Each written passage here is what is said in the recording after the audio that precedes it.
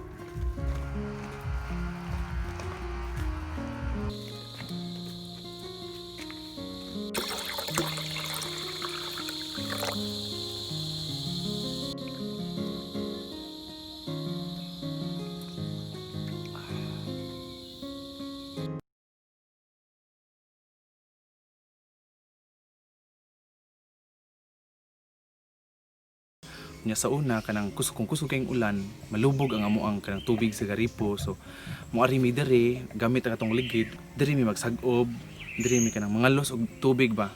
Unya kana siya sa una naa na siya mangga diri. Nya ang kanang mangga patay na. Hangtod karon gipangalan gyapon sa og mangga. So ipakita ang tibuok palibot sa Mangga Spring. Actually gubot na kay siya. So gubot na kay siya ron. Kanang wa ko gi-expect ngayon ani. O kani siya sa una, muna na siya swimming pool siya sa una. Diri may mga ligo. Kanang mag swimming pool. Kanang pagagagmay bata mga yagit pa kay mi. Kani siya nga part diri, daghan pa kani siyang tubig sa una diri kay walog man ni. So spring na agyapon siya tubig diri nga part niya usahay magtulo-tulo na siya diha. Nagkuan so see na mga magtulo-tulo diha nga part. Medyo gubot-gubot na gyud siya kay wala na giatiman ba kay mga tao naka-afford ang gumagaripo kanang pataod na guguling og faucet. So napabayaan na ni siya. The water is still fresh. So mo na siya. Akong gi-reminisce ang akong experience katong pagabata pa ko nga ari mi magdula-dula, ari mi maligo, ari mi mangalos, magsagop og tubig. Nindot kay nga experience diri. So kumpara sa una nga daghan jud kay tubig kanang abunda pa kay tubig. Nya kay tungod sa global warming wala na kay tubig. Hope nga makanang mapangalagaan pa ba kay murag sayang kaayo. Okay. Laha. Yeah.